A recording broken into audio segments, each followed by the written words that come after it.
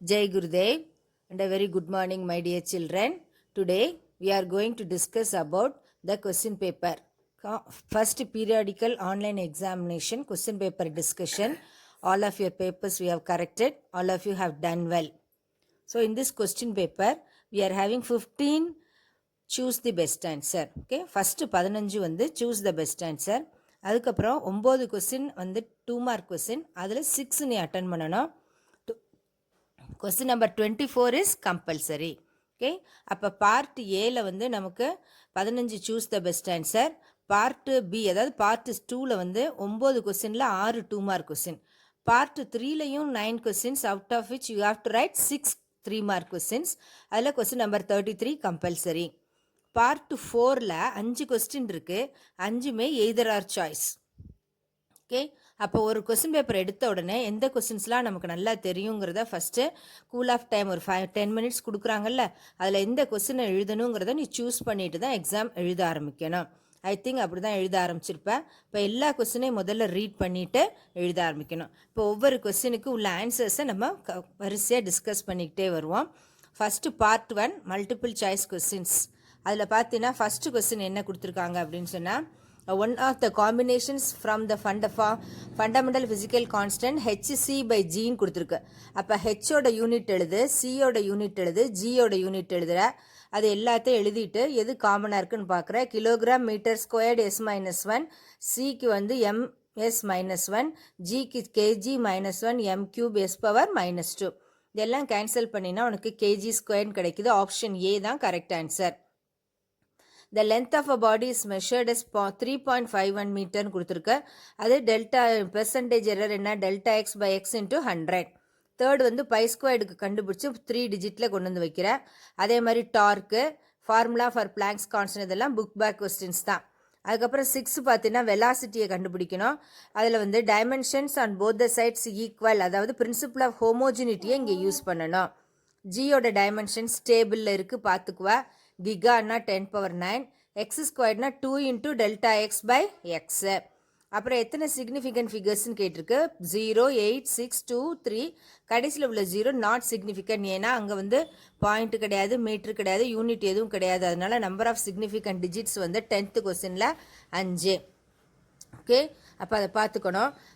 Principal of ஹோமோஜினிட்டியிலேருந்து தான் அந்த question number 6 நம்ம டிரைவ் பண்ணி கொண்டு வரணும். ஓகே, பிரின்சிபல் ஆஃப் ஹோமோஜினிட்டி, விக்கு உள்ள டைமென்ஷனும் ஏடிக்கு உள்ள டைமென்ஷனும் பிடி ஸ்கொயர்டுக்கு உள்ள டைமென்ஷனும் சேமாக இருக்கும். விக்கு உள்ள டைமென்ஷன் என்ன, LT power -1, that is equal to PT squared. அப்போ பியோட டைமென்ஷன் தான் கேட்டிருக்காங்க, LT power -1 divided by T squared. அடுத்து கொஸ்டின் நம்பர் 11 பார்த்தீங்கன்னா உனக்கு நல்லா தெரியும், ஃபண்டமெண்டல் யூனிட்ஸில் இருக்குது. Candela luminous இன்டென்சிட்டியோடது.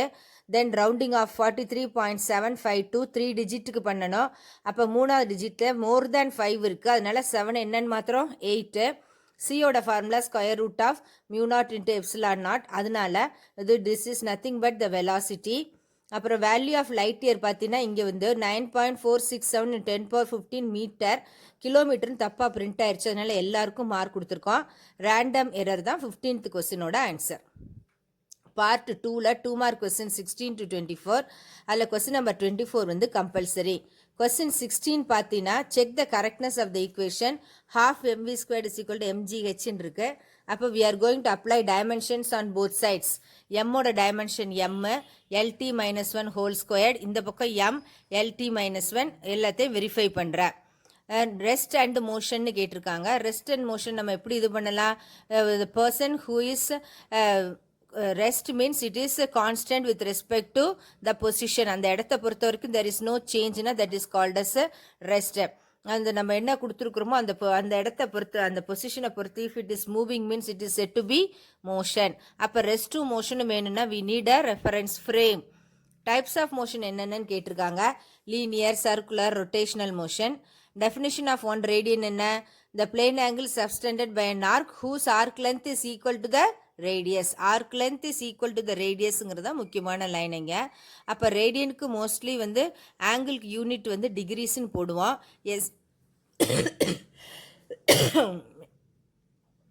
SI unit of angle is radian. அப்போ ரேடியனோட டெஃபினிஷன் என்னன்னு பார்த்தீங்கன்னா it is the plane angle subtended by an arc whose arc length is equal to its radius. Arc length அப்படின்னு சொன்னால் நமக்கு அந்த சர்க்கிளில் இருக்கக்கூடிய அந்த ஆர்க் தான் அந்த ஆர்க் லென்த்துன்னு சொல்கிறோம். அதோட ஆர்க் வந்து எதுக்கு ஈக்குவலாக இருக்கணுமா, ரேடியஸ்க்கு ஈக்குவலாக இருந்துச்சுன்னா that is set to be 1 radian. அதான் 1 ரேடியனோட டெஃபினிஷன். அடுத்து கொஸ்டின் நம்பர் 20ல் define scalar and vector give எக்ஸாம்பிள்ஸ்னு கொடுத்துருக்கு.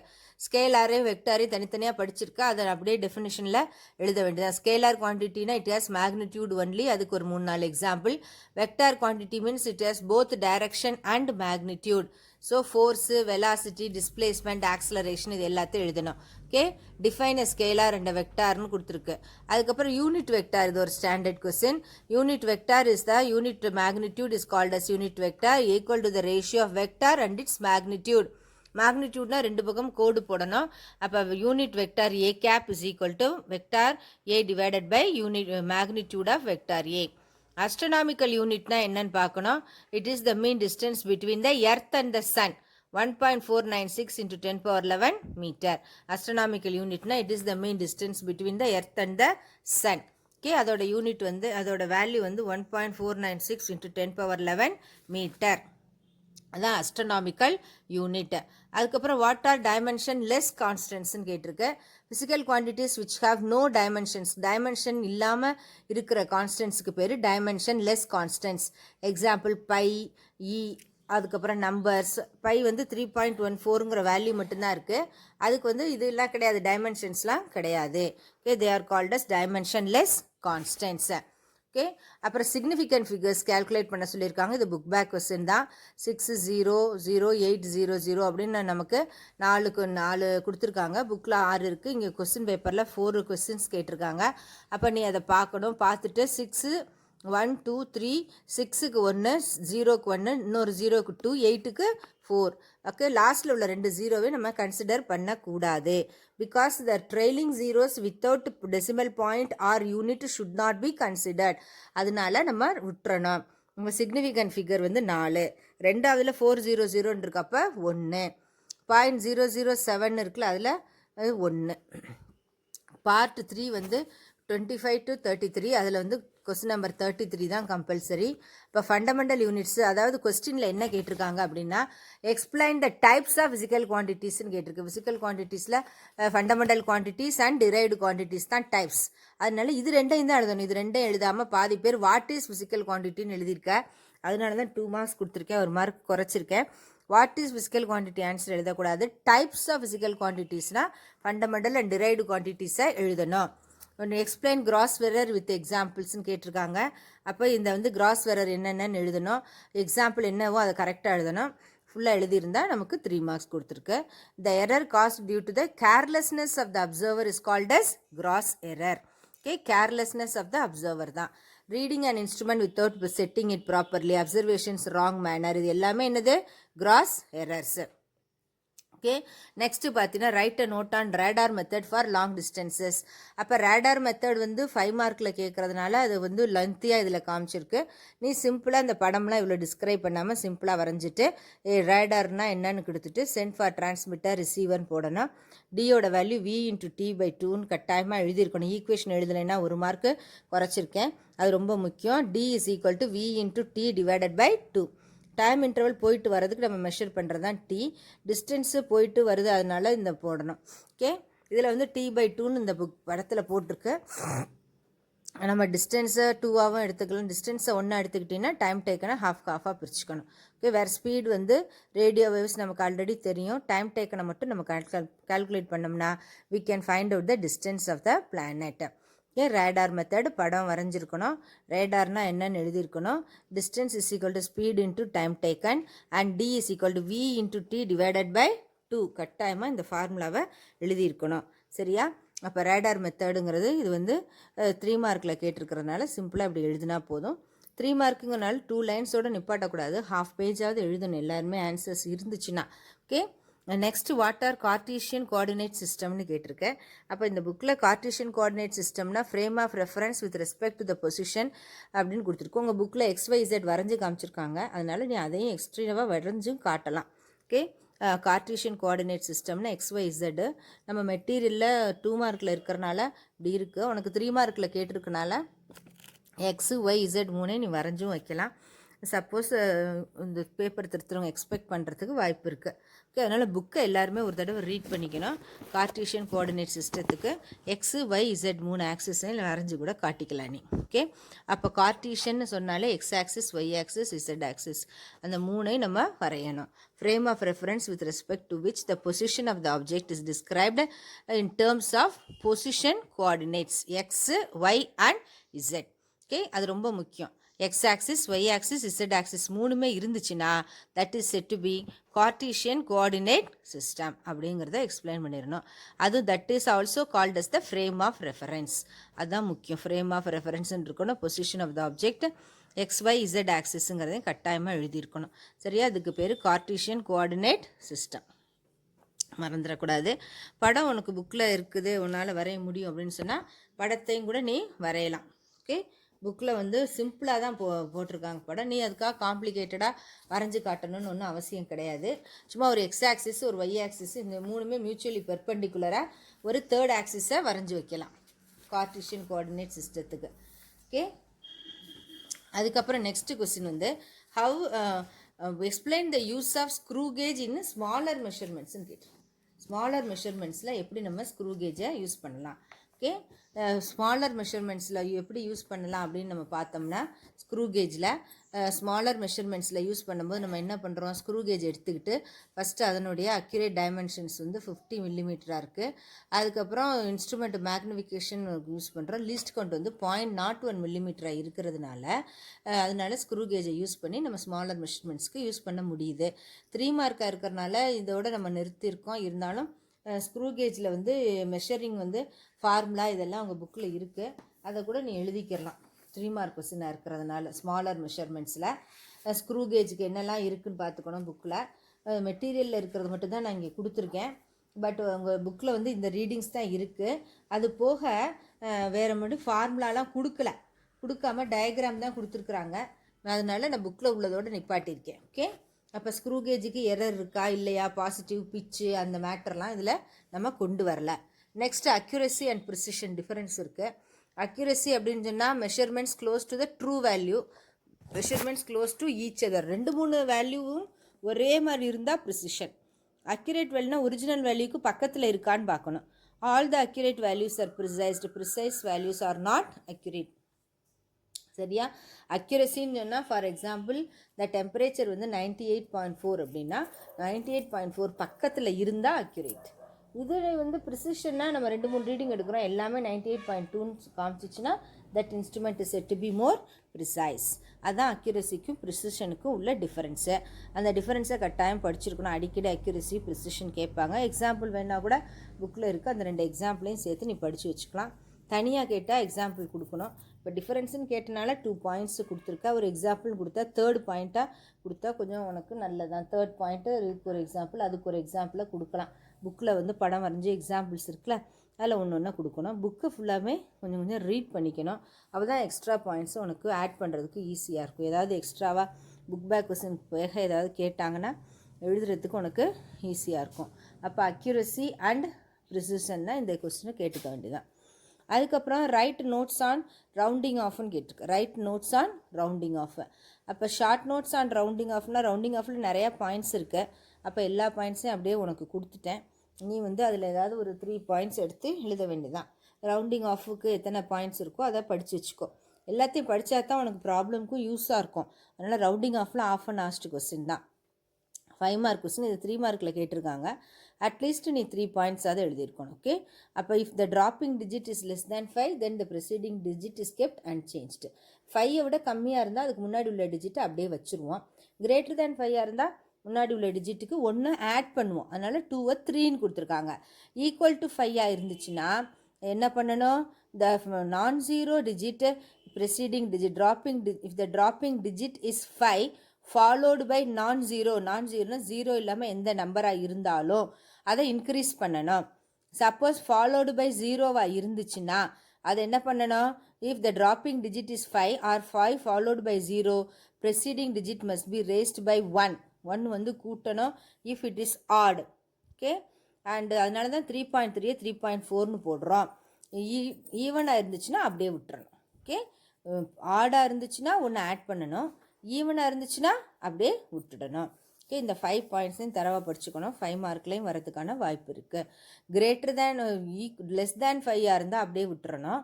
கிரேட்டர் தேன் 5 இருந்தால் ஒரு நம்பரை கூட்டிக்கணும். ஈக்குவல் டு 5 இருந்துச்சுன்னா, நான் ஜீரோவாக இருந்துச்சுன்னா யூ ஹாவ் டு இன்க்ரீஸ். அதுலேயுமே ஈக்குவல் டு ஜீரோவாக இருந்துச்சுன்னா என்ன செய்யணும்?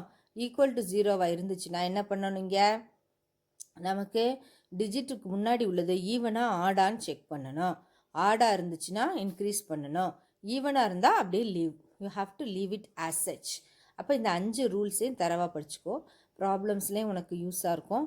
5 மார்க் கொஸ்டின்லேயும் கேட்பாங்க, அல்லது 3 மார்க்கில் கேட்பாங்க, அல்லது சூஸ் த பெஸ்ட் ஆன்சரில் நம்பரை கொடுத்து ரவுண்ட் ஆஃப் பண்ண சொல்கிறதுக்கும் வாய்ப்பு இருக்குது.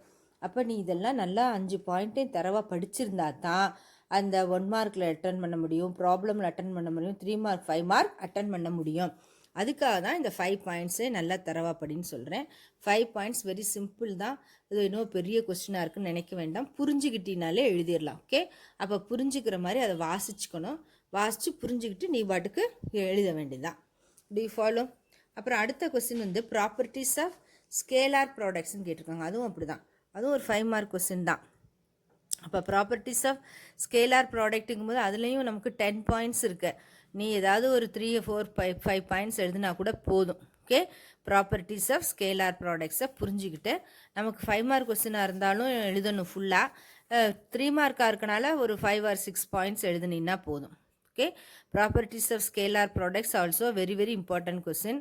ரவுண்டிங் ஆஃபும் அதே மாதிரி வெரி வெரி இம்பார்ட்டன்ட் கொஸ்டின். இதெல்லாம் உனக்கு இந்த டேபிளாக இருக்கிறனால நிச்சயமாக ஒரு டேபிளில் இருந்து ஒரு கொஸ்டின் வர வாய்ப்பு இருக்குது.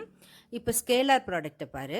இந்த ஸ்கேலார் ப்ராடக்டில் வந்து நமக்கு 10 பாயிண்ட்ஸ் இருக்குது. அந்த 10 பாயிண்ட்ஸில் product quantity C is equal to vector A dot vector B. It is always a scalar. Vector A dot vector B is positive. இப்போ theta less than 0. 90 to 0 இருந்தால் negative. Obeys commutative law. It obeys distributive law. A and B parallel இருந்தால் theta 0, that is maximum. Anti-parallel இருந்தால் theta 180, therefore minus AB. பெர்பெண்டிகுலர்னா theta 90, therefore 0. Self dot product வந்து A ஸ்கொயர்டை கொடுக்கும். Self dot product of unit vector i dot i j dot j k dot k equal to 1. Dot product of orthogonal vectors, ஆர்த்தோகனல்னா perpendicular vectors, that is equal to 0. Scalar product of vector component எப்படி இருக்குன்னு பாரு. Vector A dot vector B is equal to a x i அப்படின்னு இருக்கு. அது a x b x plus a y b y plus a z b z. ஏன்னா ஐயும் ஜேயும் 0, ஜேயும் கேயும் 0, எல்லாமே மாற்றி மாற்றி இருந்தால் 0 ஆகிடும். ஐ டாட் ஐ 1 ஆகிடும். அதனால ஸ்கேலார் ப்ராடக்ட்டுங்கிறனால ரிசல்டண்ட்டில் பார்த்தீங்கன்னா எந்த வெக்டாருமே இருக்காது. A x b x plus a y b y plus a z b z அப்படின்னு எழுத வேண்டியதுதான். ஓகே, 10 பாயிண்ட்ஸும் உனக்கு ரொம்ப சிம்பிள் தான். மேக்ஸ் ஸ்டூடெண்ட்ஸாக இருக்கனால ஃபஸ்ட்டு வந்து ப்ராடக்ட் வந்து A dot B is always a scalar. ஸ்கேலார்னா ஆன்சரில் பார்த்தீங்கன்னா ஸ்கேலார் தான் இருக்குது, வெக்டார் கிடையாது. காமுட்டேட்டிவ்னா A dot B is equal to B dot A.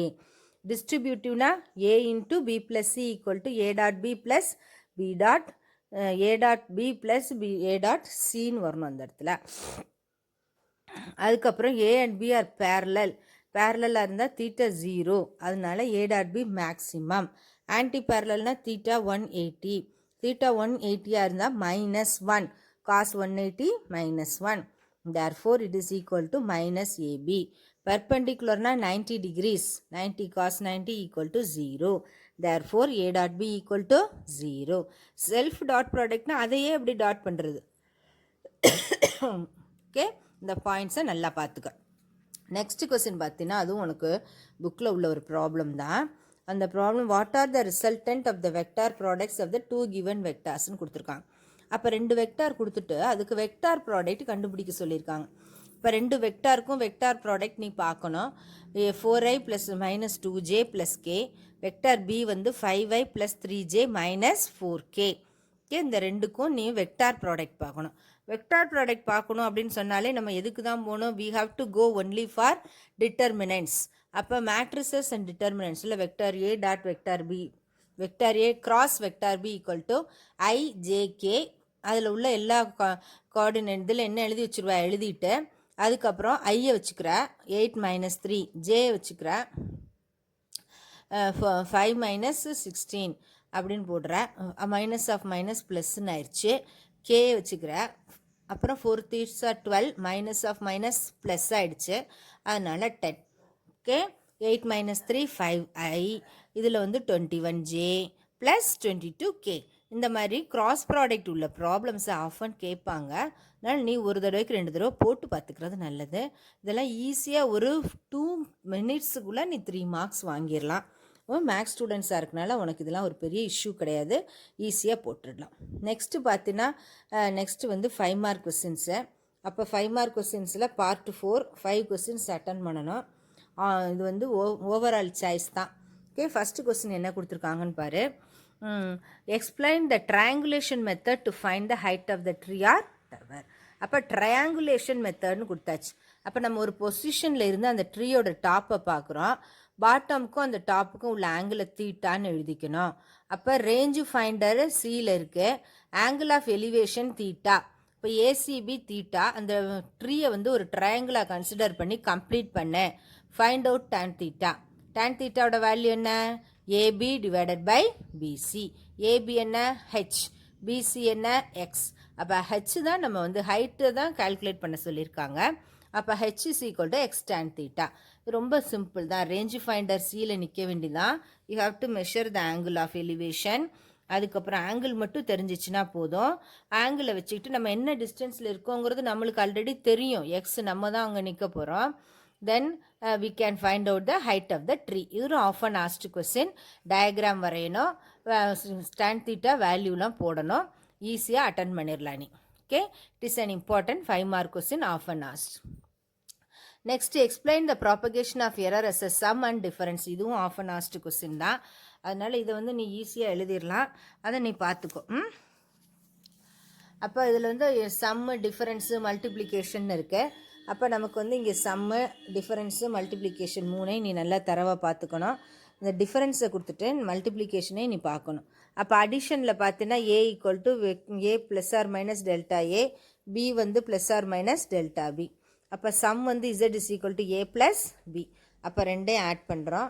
Add பண்ணும்போது A plus or minus delta A plus B plus or minus delta B. அதுக்கப்புறம் A plus அதில் A plus B plus or minus delta A plus delta B. Okay, z plus or minus delta Z plus or மைனஸ்னு இதை மாற்றி கொண்டு வந்துட்டு ரெண்டு பக்கம் z cancel ஆகிடும். இசட் கேன்சல் ஆன உடனே நீ என்ன பண்ணுற, delta z is equal to delta A plus delta B. Okay, அப்போ இதில் வந்து இதுதான் சம்மை மட்டும் பார்த்துக்கிறேன். இதில் வந்து டிஃபரன்ஸும் இதே பேஜில் இருக்கனால கொடுத்துட்டேன். மல்டிப்ளிகேஷன் அடுத்த பேஜில் வருது. ஓகே, நெக்ஸ்ட் பேஜில் மல்டிப்ளிகேஷன் வரும். இப்போ வந்து ஒரே பேஜாக இருக்கனால கட் பண்ணாமல் விட்டுட்டேன். அதனால் நீ சம்மை மட்டும் இதில் பார்த்துக்கோ. கொஸ்டின் வந்து உனக்கு சம்முன்னு கேட்டிருக்கனால சம் மட்டும் எழுதினா போதும், டிஃபரன்ஸு எழுத வேண்டாம். ஓகே, அடுத்து மல்டிப்ளிகேஷனில் என்ன பண்ணணும், மல்டிப்ளை பண்ணுறோம். மல்டிப்ளை பண்ணிவிட்டு டெல்டா எக்ஸ் பை எக்ஸ்ன்னு வரணும். அப்போ delta z divided by z fractional value அது. Then limitations of the uses and limitations. என்னெல்லாம் யூஸ் இருக்குது, convert physical quantity from one system of units to another. அதுக்கப்புறம் செக் த கரெக்ட்னஸ்ஸை. மூணாவது எஸ்டாப்ளிஷ் ரிலேஷன். இது ஒரு மெயின் யூஸ். லிமிட்டேஷன்ஸ் என்னெல்லாம் இருக்குது, டைமென்ஷன்லெஸ் கான்ஸ்டன்ஸை இதில் கண்டுபிடிக்க முடியாது. ஸ்கேலரா வெக்டராங்கிறத இதில் நம்ம பார்க்க முடியாது. ட்ரிக்னாமெட்ரி எக்ஸ்பொனென்ஷியல் லாகரிதமிக் ஃபங்க்ஷன்ஸை இதில் நம்ம கண்டுபிடிக்க முடியாது. மோர் தேன் 3 ஃபிசிக்கல் குவான்டிட்டிஸ் இருந்தாலும் பண்ண முடியாது. Check the correctness of the equation வந்து ஈக்குவேஷன் டைமென்ஷனலி கரெக்டானு தான் பார்க்க முடியுமே தவிர ஈக்குவேஷனில் உள்ள கான்ஸ்டன்ஸோட வேல்யூஸ்லாம் நம்ம இதில் பார்த்து எக்ஸாக்ட் கரெக்ட்னஸை கண்டுபிடிக்க முடியாது. அப்போ தனித்தனியாக இதை 3 மார்க்கில் கேட்குறதுக்கும் வாய்ப்பு இருக்குது. ரெண்டையும் சேர்த்து இப்போ 5 மார்க் கொஸ்டினாக இதில் கேட்டிருக்காங்க. அதனால் நீ நல்லா பார்த்துக்கணும். இந்த 2 கொஸ்டினும் very very important question in dimensional analysis. Okay, next question பார்த்தீங்கன்னா find the value of universal constant in CGS சிஸ்டம்னு கேட்டிருக்காங்க. அப்போ ஜி வந்து ஜியோட வேல்யூ கொடுத்தாச்சு.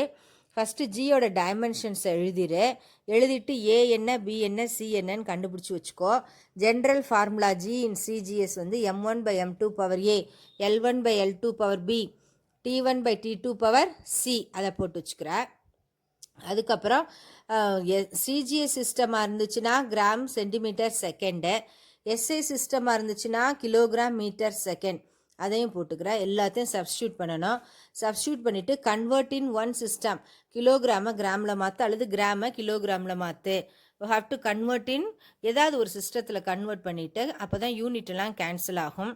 கேன்சல் ஆகிட்டு பவர்ஸ் எல்லாம் கேன்சல் பண்ணினா சிஜிஎஸ் சிஸ்டத்தில் 6.6 × 10⁻⁸ dyne centimetre square g minus 2ன்னு போடணும். ஓகே, அப்போ இதுதான் என்னது universal gravitational constant in CGS system of units. அதை பார்த்துக்கணும். ஓகே, அப்போ அதை நீ கொஞ்சம் கவனிச்சுக்கோ. சிஜிஎஸ் சிஸ்டம் ஆஃப் யூனிட்ஸில் கன்வர்ஷன் நம்பர் வேல்யூஸ்லாம் அப்படியே தான் இருக்கும். அதில் வந்து பவர் -11 இருக்குது, இதில் பவர் -8. அந்த ஆன்சர்ஸை கொஞ்சம் மனப்பாடமாக வச்சுருந்தீங்கன்னா உனக்கு க்ராஸ் செக் பண்ணுறதுக்கு ஈஸியாக இருக்கும். இப்போ ஃபஸ்ட்டு என்ன பண்ணணும், டைமென்ஷனல் ஃபார்முலா எழுதணும், ஏபிசி என்னன்னு எழுதணும், ஜென்ரல் ஃபார்முலா என்னன்னு எழுதணும், அதுக்கப்புறம் எல்லாத்தையும் சப்ஸ்டியூட் பண்ணணும்.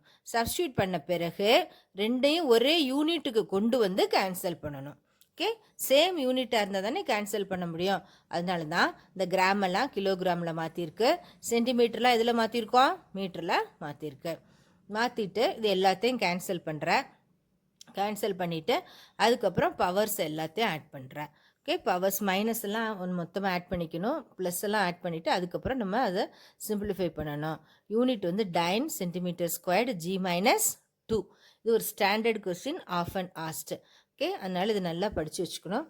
இதே மாதிரி இன்னும் 1 or 2 கொஸ்டின்ஸ் இருக்குது, அதையும் கூட நீ பார்த்து வச்சுக்கணும். ஓகே, இதெல்லாம் ஆஃபன் ஆஸ்ட் ஸ்டாண்டர்ட் கொஸ்டின்ஸ் 5 மார்க்கில் கேட்பாங்க. அதனால் ஒரே மாதிரி தான் வரும், அதை கவனித்து பார்த்துக்கோ. ஓகே, அப்புறம் வந்து find out the time period of the simple pendulum டைமென்ஷனலின்னு கொடுத்துருக்காங்க. Dimensionally time period of the simple பெண்டுலத்தை கேல்குலேட் பண்ண போகிறோம். அப்போ அதுக்கும் என்ன செய்யணும், time period depends upon mass power a, length power b, g power சின்னு ஃபஸ்ட்டு ஈக்குவேஷனை போட்டுக்கோ. அதுக்கப்புறம் ஈக்குவல் டு கேன்னு போட்டுட்டு வேல்யூ ஆஃப் கே உனக்கு ப்ராப்ளமில் கொடுத்துருவாங்க. கொடுத்துட்டா நீ சப்ஸ்டியூட் பண்ணிவிடு. இல்லைன்னா ஸ்டாண்டர்ட் கொஸ்டின்ஸுக்கு நம்ம படித்து வச்சுக்கணும். கே ஈக்குவல் டு 2π, மாஸ்னா எம், லென்த்னா எல், ஜி எல்டி பவர் -2. இப்போ எம் பவர் ஏ, b power L power B plus C, T power -2c. இந்த பக்கம் டி மட்டும்தான் இருக்குது, எம்மும் எல்லும் இல்லை. இல்லாததுக்கெல்லாம் பவர் 0ன்னு போடு. M power 0, l power 0, t power 1. ரெண்டு பக்கமும் பவர்ஸை கம்பேர் பண்ணுற. அப்போ ஏ 0, பி ப்ளஸ் சி 0, -2c தான் 1.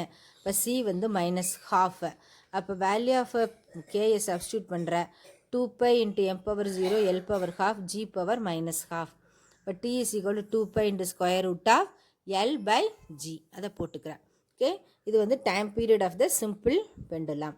Time period of the simple பெண்டுலத்துக்கு இதை நம்ம போடணும். இதுவும் often asked question, very very important 5 mark question. இந்த ஃபஸ்ட் லெசன் 1ல் அடிக்கடி கேட்பாங்க. டைமென்ஷன்ஸ்லாம் எழுதி பார்த்துக்கணும். அதுக்கப்புறம் சிம்பிளிஃபிகேஷன் ஒரு தடவைக்கு 2 தடவை போட்டு பார்த்துக்க.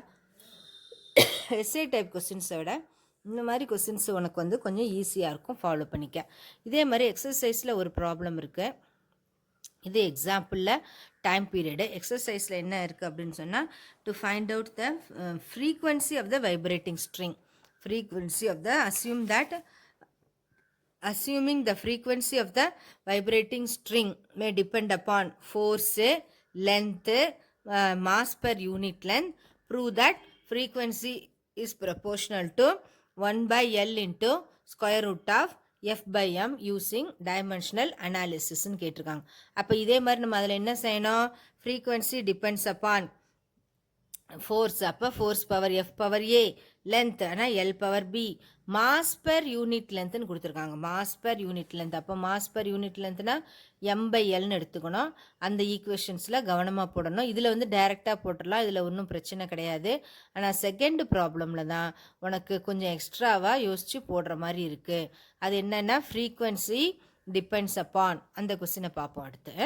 ஃப்ரீக்வன்சி டிபெண்ட்ஸ் அப்பான் என்னெல்லாம் கொடுத்துருக்காங்க, force, length, mass per unit length. Frequency depends upon force, length and mass per unit length. அப்போ m power a, அதுக்கப்புறம் இந்த கொஸ்டினை போட்டேனா, mv squared by r. Force இது வந்து இது ஒரு எக்ஸ்ட்ரா கொஸ்டின் உனக்கு கொடுத்துருக்கேன். இந்த அதில் உள்ளதை நான் அப்புறம் தனியாக போட்டு தரேன். இதையும் பார்த்தீங்கன்னா F is equal to MV squared by R, M into V squared by R. அப்போ ஃபோர்ஸ் என்ன, எம்எல். இது force acting on the body of the circular mass F is proportional to M power A V power B R power C. ஃபோர்ஸுக்கு என்ன, ML T squared, M power A L T minus 1 and L power C. இது ரெண்டு பக்கமும் compare பண்ணும்போது என்ன கிடைக்குது, M into V squared by r. Okay, இந்த answers வந்து உனக்கு வேறு கொஸ்டினை கொடுத்துட்டேன் போல். 37ல் உள்ள ஏயை வந்து திரும்பவும் லாஸ்ட்டில் உனக்கு கொடுக்குறேன், அதில் பார்த்துக்கோ. 37A திரும்ப ஒரு தடவை லாஸ்ட்டாக கொடுக்குறேன். இது புக் பேக் கொஸ்டினை, இதை பார்த்துக்க. ஆனால் உனக்கு கேட்டிருக்க கொஸ்டின் வந்து என்னது, ஃப்ரீக்வன்சி, அதை லாஸ்ட்டில் திரும்பவும் அட்டாச் பண்ணுறேன். எரர்ஸோட மல்டிப்ளிகேஷனையும் ஃப்ரீக்வன்சியும். ஓகே, அப்போ எம்வி ஸ்கொயர்டு பார் இது ஒரு ஸ்டாண்டர்ட் கொஸ்டின் தான், இதை பார்த்துக்கிறேன் நீ. ஓகே, அப்போ ஃபோர்ஸ் ஆக்டிங் ஆன பாடி மூவிங் இன் அ சர்க்குலர் பாத், அதை இதில் பார்த்துக்கிறேன்.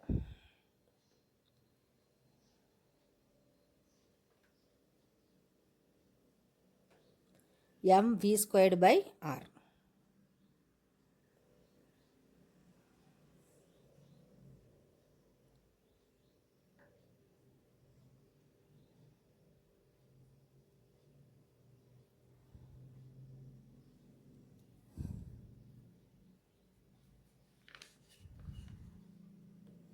A வந்து ஃப்ரீக்வன்சி, தட் இஸ் ஃப்ரீக்வன்சியோட கொஸ்டினை கொடுக்கும்.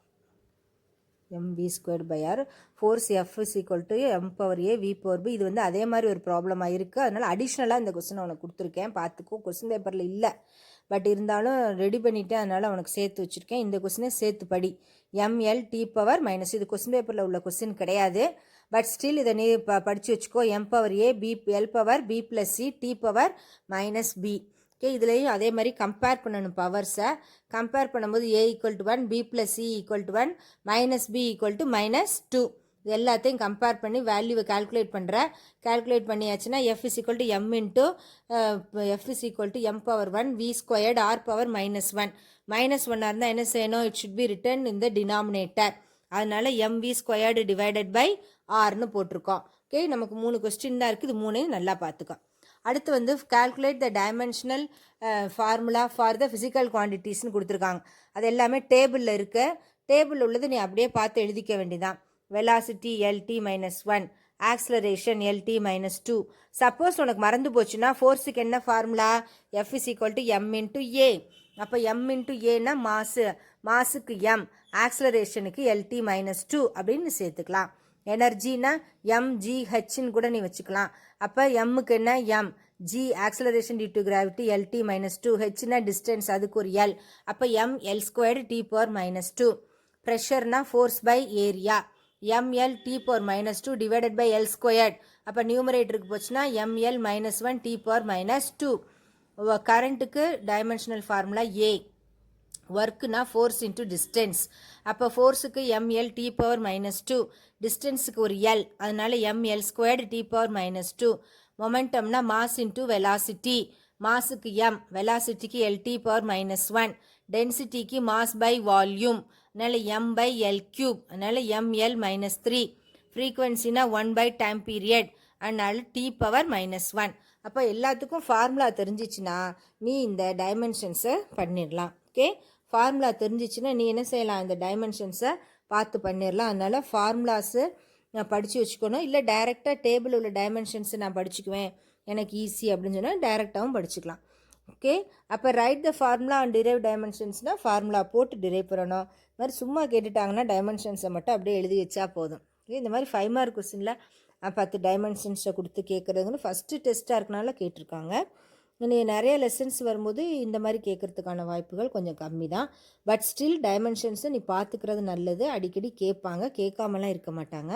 1 மார்க்கில் வரலாம் அல்லது 3 மார்க்கில் வரலாம். இல்லாட்டாலும் ப்ராப்ளம்ஸில் நீ யூஸ் பண்ணுற மாதிரி இருக்கும், டெரிவேஷன்ஸில் யூஸ் பண்ணுற மாதிரி இருக்கும். அதனால் டேபிளில் உள்ள எல்லா டைமென்ஷன்ஸும் எல்லாருமே எல்லா டயத்துலையும் தரவாக படிச்சிருக்கணும். தெரியல அப்படின்னு சொன்னால் நான் சொன்ன மாதிரி ஃபார்முலாஸை படிச்சிருந்தேன்னா ஃபார்முலாவை வச்சு நீ அதை எழுதிடலாம். ஓகே, அதனால் வெரி இம்பார்ட்டண்ட், அதை பார்த்துக்கோ. சரியா? அப்போ இந்த ஃபார்முலா வச்சு இந்த டைமென்ஷன்ஸை நீ வந்து கட்டாயமாக பார்த்துக்கணும். இந்த டைமென்ஷனல் அனாலிசிஸுங்கிறது ரொம்ப வெரி வெரி இம்பார்ட்டண்ட். உனக்கு இப்போ மட்டும் இல்லை, இந்த செகண்ட் வால்யூம் புக்கு யூஸ் பண்ணும்போதும் 12th எல்லா இடத்துலையுமே டைமென்ஷன்ஸ் கட்டாயமாக கேட்பாங்க. கேட்காம இருக்கிறது இல்லை. இதெல்லாம் standard dimensions, density, momentum, current. அப்புறம் இந்த கரண்ட்டுக்கு எல்லாருமே 1 or 2 தான் கரெக்டாக எழுதியிருக்கேன். கரண்ட்டுன்னு தனியாக கேட்கல, உங்கள்கிட்ட புக்கில் இல்லைன்ட்டு அப்படியே தப்பாக எழுதியிருக்கேன். கொஞ்சம் புரிஞ்சுக்கணும். கரண்ட்டுனா ஏ, சார்ஜ்னா தான் நம்ம என்னன்னு சொல்லணும், rate of flow of charges கரண்ட்டுன்னு சொல்கிறோம். அப்படி சார்ஜ் ஏ இன்ட்டு டீன்னு இருக்குது. அதை கொண்டு இதில் எழுதக்கூடாது. ஓகே, அப்போ நீ கொஞ்சமாவது டைமென்ஷன்ஸு லெசனை புரிஞ்சுக்கிட்டா தான் இந்த மாதிரி எழுது. வெரி சிம்பிள் ஏ. அதுக்கு 1 மார்க் எல்லாருக்குமே குறைச்சிருக்கேன். ஏங்கிறத எழுத தெரியாதா? பாதி பேர் எழுதலை, ஏன்னா புக்கில் இல்லைன்னு. அப்படி இருக்கக்கூடாது. கரண்ட்டுக்கு தான் இருக்கே, யூஸ் பண்ணுறோம். டைமென்ஷன் ஆஃப் கரண்ட் ஏன்னு நிறைய இடத்துல யூஸ் பண்ணுறோம். அப்போ டைமென்ஷன் ஏன்னு எழுதுறதுல என்ன பிரச்சனைன்னு எனக்கு தெரில. ஒன்லி ஃபியூ 1 or 2 தான் எழுதியிருக்கேன். 98% எழுதவே இல்லை. அதனால் ஃபஸ்ட்டு டைமென்ஷன்லாம் என்னங்கிறத புக்கை திறந்து வாசித்து பார்க்கணும். கொஸ்டின் ஆன்சராக படித்து எழுதக்கூடாது. கொஞ்சமாவது லெசன் ரீட் பண்ணணும். ஓகே, நெக்ஸ்ட்டு கொஸ்டின் பாரு. ஃபைண்டு நெக்ஸ்ட்டு கொஸ்டினில் explain in detail the triangle of அடிஷன்னு கேட்டிருக்காங்க. ட்ரையாங்கிள் ஆஃப் அடிஷனை பார்க்கணும். அடுத்து செகண்ட் லெசனில் இருக்குது ட்ரையாங்கிள் ஆஃப் அடிஷன். இந்த ட்ரையாங்கிள் ஆஃப் அடிஷனில் ஃபஸ்ட்டு படத்தை வரைஞ்சிக்கிறேன். படத்தை வரைஞ்சிட்டு பியிலேருந்து you are dropping a perpendicular and extend OA. It meets the point N. அதுக்கப்புறம் என்ன செய்கிற, இந்த ஏஎன்பிங்கிற ட்ரையாங்கிளில் ஆங்கிள் தீட்டாவில் find out cos theta sine theta. Cos தீட்டாவும் சைன் தீட்டாவும் கண்டுபிடிச்சிட்டு அதுலேருந்து ஏஎன்னுக்கு ஒரு வேல்யூ, பிஎன்னுக்கு ஒரு வேல்யூவை கண்டுபிடிச்சிடுறேன். ஓகே, ஃபஸ்ட்டு ஓவை ட்ராப் பண்ணுற, எக்ஸ்டெண்ட் ஓஏ. ஃபஸ்ட்டு பியிலேருந்து drop a perpendicular, extend OA. அதுக்கப்புறம் கண்டுபிடிச்சி ஈக்குவேஷன்ஸில் சப்ஸ்டியூட் பண்ணணும். R is equal to square root of a square plus b square plus 2ab cos theta. Direction வேணும்னா இதில் பாதியோடு நிப்பாட்டியிருக்க, ஃபுல்லாக எழுதணும். அடுத்து ஸ்கேலார் அண்ட் வெக்டார் ப்ராடக்ட்ஸில் இதில் வெக்டார் ப்ராடக்ட் கேட்டிருக்கிறாங்க. அப்போ வெக்டார் ப்ராடக்டில் A cross B is always a vector, does not obey commutative law and it obeys distributive law. A and B are பேரலாக இருந்தால் 0, ஆன்டி பேரலாக இருந்துச்சுன்னா 180 டிகிரிஸாக இருந்தாலும் 0, 90 இருந்தால் மட்டும்தான் மேக்ஸிமம். செல்ஃப் கிராஸ் ப்ராடக்ட் எப்படி இருக்கு? 0. யூனிட் வெக்டாருக்கும் 0. Cross product of orthogonal vectors A I cross J K. Order மாறிடுச்சுன்னா மைனஸ் சைன், ஏன்னா it is non commutative. Product வேணும்னா ஐஜேகே போட்டு டிட்டர்மினன்ட்ஸை வச்சு தான் we can find out the vector products. Okay, அது ரொம்ப முக்கியம். இப்போ 10 பாயிண்ட்டும் எழுதணும். 5 மார்க் கொஸ்டின்னா 4 பாயிண்ட் எழுதிட்டு விடக்கூடாது. 10 பாயிண்ட்ஸும் எழுதணும். அதை பார்த்துக்கணும். 10 பாயிண்ட்ஸ் 5 மார்க்ஸ்னு ஆன்சர் கீழே கொடுத்துட்டாங்கன்னா மாட்டிக்குவேன். ஓகே மை டியர் சில்ட்ரன், எல்லாருமே நல்லா பண்ணியிருக்கா. இன்னும் கொஞ்சம் நல்லா படிக்கணும். இந்த ஒரு ரெண்டு கொஸ்டின்ஸோட ஆன்சர்ஸ் இப்போ உனக்கு லாஸ்ட்டில் கொடுக்குறேன், அதை பார்த்துக்கிறேன். அப்போ கிராஸ் ப்ராடக்ட்டுங்கிறது எவ்வளோ முக்கியங்கிறத நீ பார்த்துக்கணும். அதில்